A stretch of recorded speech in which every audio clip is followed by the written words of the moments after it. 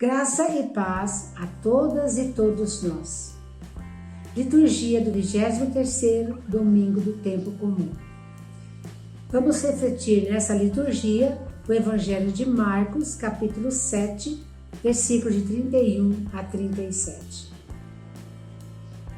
Ele faz bem todas as coisas. Para vivermos a palavra, o projeto de Deus, não existem leis, nem fronteiras e nem medo, porque Deus é amor. Arrisquemos a viver por amor. Deus é amor, Ele acalma o medo. O texto do Evangelho de Marcos 7, 31 a 37, começa relatando para nós que Jesus está na região de Tiro e Sidônia, hoje é o Líbano. A existência de Marcos é clara, deseja deixar a impressão de que Jesus exerce seu ministério em terra dos gentios, que agora estão prontos a escutar e anunciar a palavra.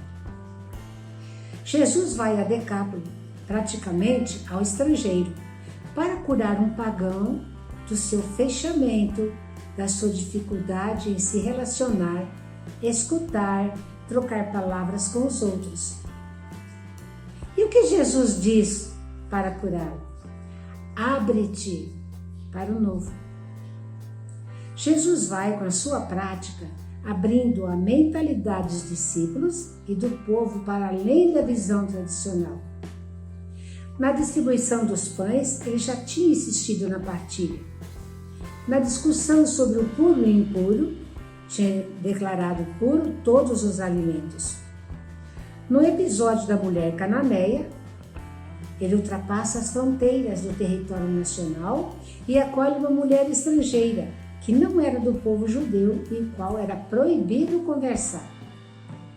Essas iniciativas de Jesus, nascido da sua experiência de Deus com o Pai, eram estranhas para a mentalidade do povo daquela época.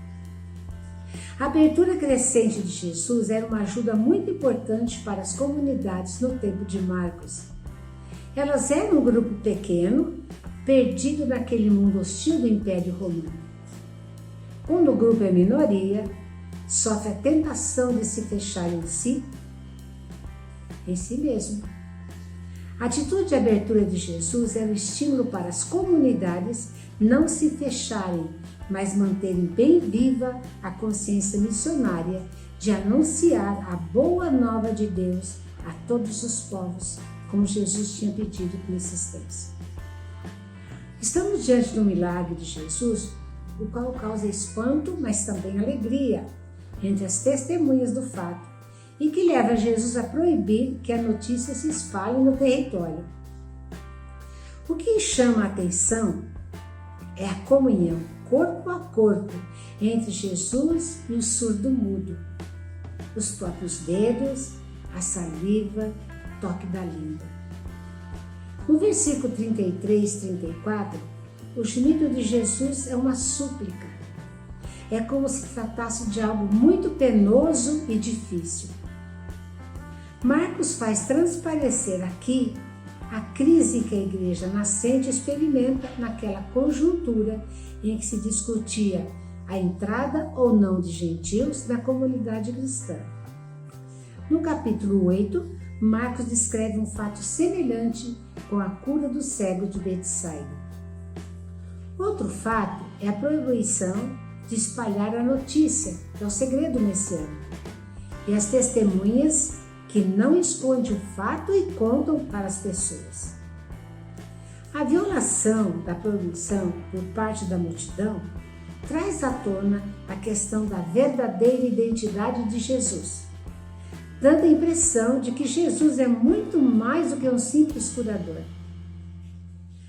As palavras que expressam entusiasmo da multidão diante dele, no versículo 37, são tiradas do livro do profeta Isaías, capítulo 35, de 4 a 7, onde se fala da cura dos surdos, mudos e cegos. Para a leitura apocalíptica, a restauração de um povo incluía a recuperação das doenças físicas, sugerindo que na atividade de Jesus o reino de Deus se faz presente. O segredo messiânico em Marcos provavelmente faz parte da insistência de que Jesus é mais do que um milagreiro e que a sua verdadeira identidade só se revelará na sua cruz e ressurreição. Pois é somente lá, e não diante dos milagres, que Jesus é proclamado Filho de Deus, pelo oficial que se exclamou ao pé da cruz, vendo como Jesus havia expirado. De fato, este homem era mesmo Filho de Deus. Marcos 15, 39.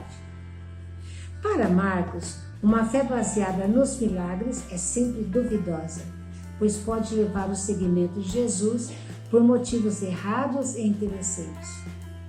Para corrigir essa tendência na sua comunidade, Marcos insiste que só se pode proclamar Jesus com o título messiânico Filho de Deus ao pé da cruz, onde não há lugar para dúvidas.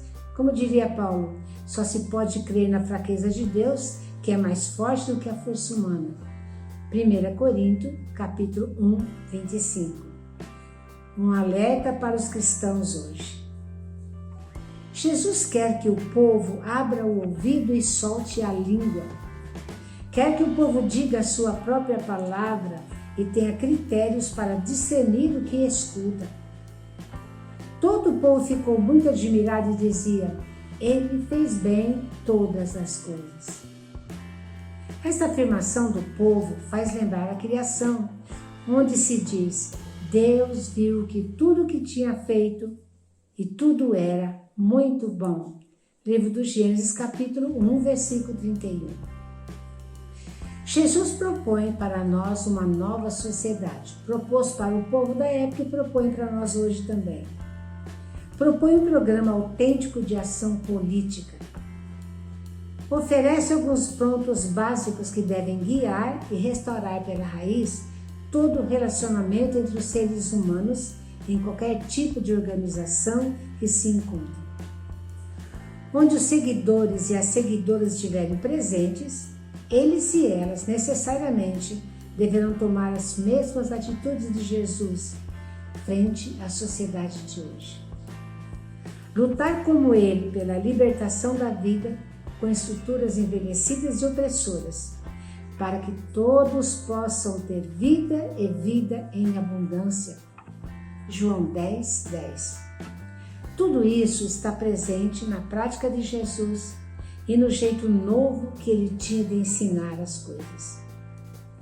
Faz com que as pessoas criem uma consciência crítica frente à realidade e frente às suas lideranças. É contra leis que oprimem as pessoas e impede que cresçam. Age contra toda opressão, acolhe os oprimidos e oprimidas, denuncia quem são os seus opressores. Tem uma mensagem para os que têm medo. Sou eu, não tenhais medo. Marcos 6, 50. E o nosso hoje? Estamos vivendo meses terríveis. O sistema excludente, corrupto e dominante de hoje, os meios de comunicações atrelados ao poder, na sua maioria, sempre coniventes, procuram em geral tapar os ouvidos do povo diante do grito das pessoas. Fazem questão de simular a realidade, sofrida de milhões, escondendo os fatos ou banalizando. As forças dominantes e excludentes deixam cada vez mais os excluídos sem voz e sem vez. Só tem voz e vez quem está do lado do poder na nossa sociedade materialista e consumista. Diante da surdez e mudez físicas, Jesus cura. O Evangelho e a atividade evangelizadora das igrejas deve ajudar as pessoas para que ouçam o grito dos oprimidos e oprimidas e para que ajudem a devolver a voz àqueles e àquelas a quem lhes foi tirado. Dia 7 de setembro é o dia do grito dos excluídos. um jeito das igrejas e todas as pessoas dizerem em alta voz que a nossa luta está em favor dos excluídos e menos favorecidos. Não tenhais medo, ele diz hoje para nós. Não nos tornemos surdos aos gritos dos que sofrem, dos que passam fome, das mulheres, dos homens, das crianças, praticamente reduzidos à escravidão. Não permaneçamos caladas, tomemos a sua defesa. Se professamos nossa fé na palavra de Deus, não temos outra coisa a fazer.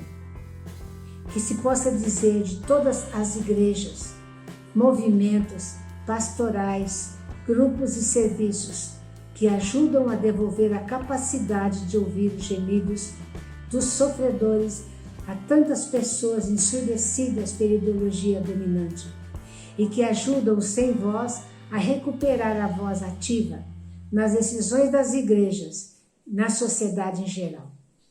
Que assim seja.